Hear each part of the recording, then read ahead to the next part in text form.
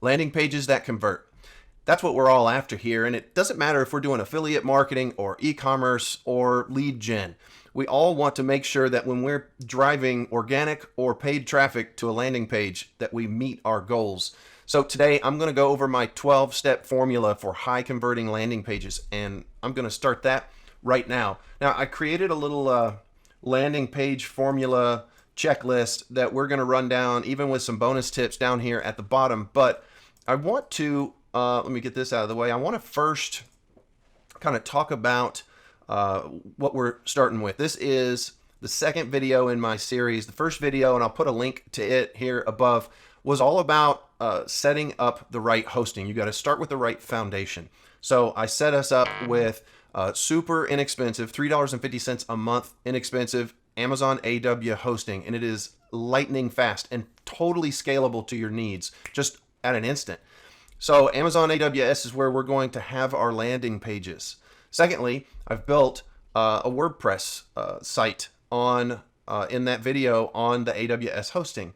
And I installed and talked about this theme, this Divi theme. It is a super easy to use, functional theme by Elegant Themes. I put a link in the description of the first video, and I'll do the same thing for this video. It is a paid theme, but well worth the money. You can create anything with it. It's just amazing. So we have Amazon AWS hosting, we have WordPress, and a Divi theme. Now I want to show you one of the things that I really like about this is Divi has all kinds of different plugins and modules and things, and they have a, right here, an ultimate free landing page layout kit. So I downloaded this and I've uploaded it into the library in the Divi theme, and I'm going to show you that in just a second. It makes it super easy. But another super great thing about this, and if you're building landing pages, then you know that we have to do split testing. So Divi has it built right into their system, and it tracks impressions and gives you all conversions and variants and all kinds of stuff. So it is built right into the system. So quite literally, Divi can start to do all of what you need in terms of creating landing pages and your e-commerce site and much more. There's another thing that I use. It's a Divi Booster by DiviBooster.com. It's a plugin to Divi that really helps you make additional modifications to it. And I'm going to show you this little trick here in just a second. But let me jump back over now that I've kind of gone over all of that. In the first video, I did show you how to install the Divi theme. Now, let me open this back up, and I just want to talk for a second about our 12 steps. 12 steps sounds like a 12-step program here for a second. I want to talk about our 12 steps and how that relates to, and I'm going to point this out on the landing page that I've put up here. So the first element on a landing page is the headline, and it is absolutely by far the single most important element on a landing page. It is the call to action. If you're going to split test anything on a landing page, it's going to be the headline, not the color of the button, not the other little nuances that people talk about. It is going to be split testing the content of the headline. So let me show you real quick. Here's the home page, and then, like I said, I loaded this. So I have Lander 1 here in the menu. Now you can see real quick, I'm going to jump ahead for just a second, but there is no, on this landing page, there is no menu. And I did that by adding this code and adding this code to the page so that it would remove it. We want to remove all those distractions, but I'm kind of jumping ahead here. So anyways, the headline. We want the headline to be big and bold. We want the headline to really call out to us. Now, this whole entire example is this is exactly preloaded from stock from installing this, so I haven't made any modifications at all. So your headline, you've got to perfect your headline. If you don't do anything else, make sure that you nail your headline. Number 2 is the subheadline. The subheadline is really something that reinforces the headline, and typically it is in a smaller type font, and I would normally have this down here below, and something that is just one sentence and reinforces the main headline. So number 3 are bullet points. So as we move down the page, we want to have some bullet points, and I would probably remove some of this stuff and have my bullet points right up underneath my headline and subheadline. But you just want, these are really the supporting cast. If this was oh, go away. Okay. If this was a play on Broadway, your bullet points would be your supporting cast. You want them to reinforce the message, maybe show a benefit or how easy something is. You want them to show that and reinforce the headline. All right, the next thing on my list are call to actions. Call to actions need to appear everywhere. They need to appear everywhere in content in every section that you're dealing with. So right here, I have an email address, collection form, and a submit button. So right up in top, I have a call to action. I would have a call to action just below the bullet points. Here's another section, and you can see we have a call to action built in right there. You have a learn more call to action button here. So basically, as somebody scrolls down, I don't want them to have to go back to the top or all the way to the bottom to actually click my button, do what I want them to do. So put a call to action everywhere in every section. Don't make it hard for somebody to submit their form or buy your product. Number 5 is a background image. So background images are great because they convey your message. They can really visually reinforce your message. The thing about it is you want to be sure, a lot of these are really big. This is really big on the screen, but you want to have it be low resolution. It is not, the background image is not the hero, it's the headline is the hero. But the background image can play a key role, but you want to have it just, this one is nice. It's kind of grayed over, has a gray overlay to it. So I can still see the message that it's trying to send me. But what's really great is I get to have this image in a low resolution, which means my file size is smaller and my page load speed is still good. So keep those things in mind. Number 6 on my list is video. To have video or to not have video is the question. So I'll tell you, my general rule of thumb is I don't like to have video on a landing page. If, depending on your offer, your product, your niche, whatever it is that you're doing, I say a rule of thumb is if you have further explanation that needs to be done, or really further reinforcement that needs to be explained in a short amount of time, then perhaps video will be a good thing. But the nice thing is you will split test it with and without video to see what the winner is. All right, number 7 is a logo. I'm a big fan of having a logo. I would put a logo up here. I would not have it be a clickable logo that would take somebody back to the home page, but definitely having a logo in here or somewhere throughout here, or maybe at the bottom, would definitely add business credibility to your landing page. Number 8 is footer links. Let me see if this theme has any by default. So it doesn't, but well, here's terms of service. So you definitely want to have some footer links like privacy policy, terms of service, these kind of standard links to pages.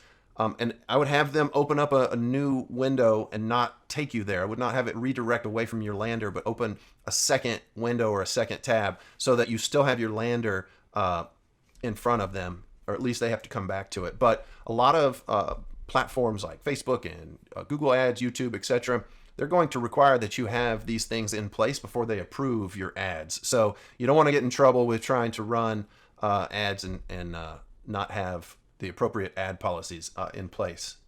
Number 9 is above the fold. So I'm sure you've all heard this, but above the fold, it comes from way back in the day when people still used to read newspapers. And that first fold, the first fold was where the biggest stories went. And on a desktop computer, above the fold is right here, everything that you can see without me having to scroll down. So this is where your headline is, this is where your biggest impact occurs on desktop. Now, this doesn't apply to mobile because people are going to have to scroll and scroll and scroll and scroll. And I'll show you, I'll just make this down. So people are accustomed on mobile to really scrolling down. So you can be sure and have some more impactful sections below the fold. Although, same rule really applies. Make sure your most impactful stuff is above the fold.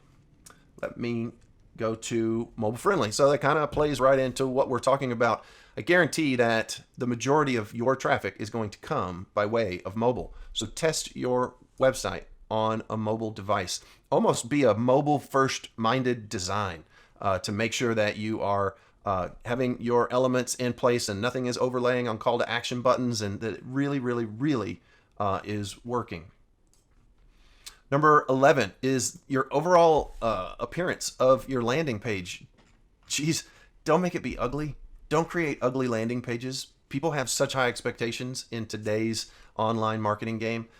Have something clean and modern looking. Here, I saw on Facebook, we've been looking to take a cruise, to go on a cruise. So I was targeted by a cruise company, and I clicked on their ad, and it took me, this was cruise.com, and it literally took me, they dropped me onto their homepage. So this is their lander.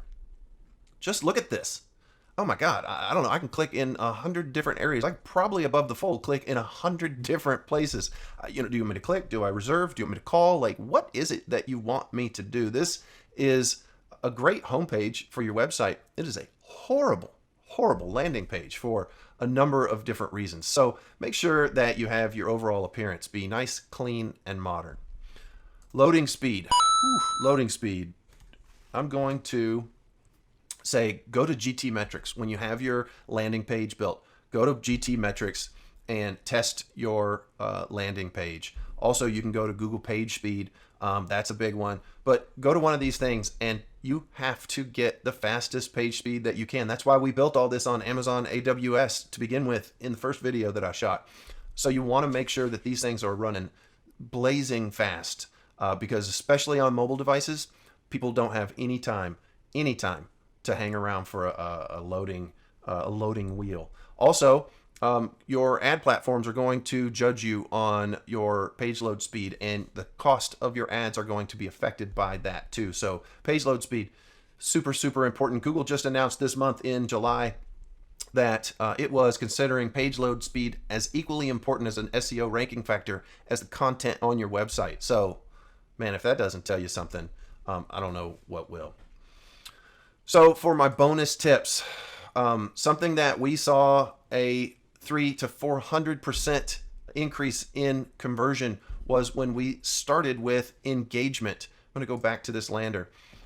So engagement would be something if I asked a non-invasive question, if I got my audience to start to engage with me, and it could be something as simple as maybe putting up a few, 2 images or 2 blocks of information and say, do you prefer this or do you prefer this? Whatever it is, however your design style is, getting people to engage is something that will increase your conversions.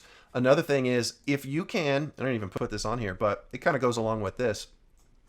If you can create a form that is maybe made out of those blocks or different elements where people just select it. If people don't feel like they're filling in a form, they're way more likely to answer more of your questions and engage with your form. And then you can put an email address and a submit button at the end, and you can collect all of that information.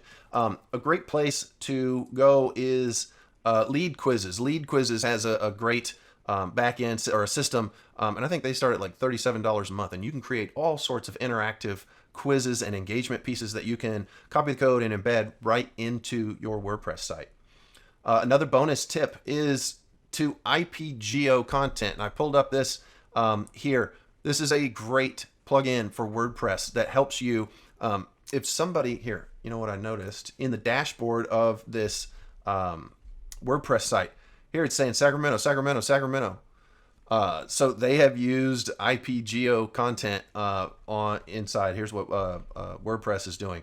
IP geo. That's what I'm talking about. Is if somebody lands on your site, you can say, hey, did you know that in Sacramento, and then just replace that piece of content that, 9 out of 10 homeowners, whatever it is you're trying to do.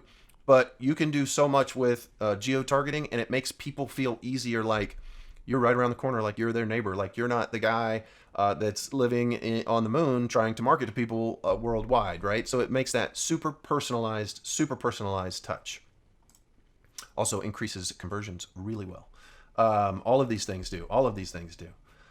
The third of my bonus tip is checkout bumps. If you have something where your landing page is a sales page where you're trying to sell a product or a service or actually make a sale, and you've talked people into doing that, to put a checkout bump down right below the ad cart or the checkout button on your site works tremendously well. You want to do some sort of, this will be for an upsell. And kind of the rule of thumb is that I would put an upsell in a checkout bump somewhere around 50% of whatever the price is that they paid for, whatever the price of your offer is. If you're selling something for $100, then don't put anything more than about $50 in the checkout bump, and you'll see some crazy results. And then the last bonus tip that I have is to really personalize your content. Speak in terms of you and I and we. You want to make you want to make your audience feel like you are very personal with them and make them feel comfortable. And that what that does is that gets people's guard down. So when their guard down, with their guard down, they're more likely to click the submit button. So anyways, that is my list. I'll put this down in the description, and you can take a peek at it. Also, where am I looking for? Oh, down here is, don't forget to subscribe to my channel. If you got some good value out of this video, then give it a like, and don't forget to subscribe to my channel so that you'll stay informed every time I put out a new video, because my goal with this channel is to provide good, valuable content to you weekly so that you can succeed online, whatever it is you're doing, lead gen or e-com or affiliate marketing, whatever it is you're doing. I just want to be able to put out quality content to help you. So let me know in the comments below if there are any other things that you think I missed on landing page design. And as always, I'll see you on the next video. Be sure to subscribe to the channel to be notified of future videos. And don't forget to like this video. Now watch that video next. Go ahead, watch that video.